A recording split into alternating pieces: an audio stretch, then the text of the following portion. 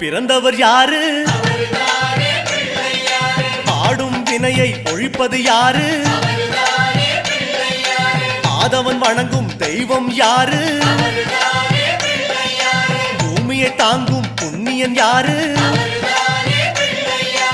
அனலாசுரனை தின்றது யாரு? ஆணவம் நீக்கும் நாயகன் யாரு?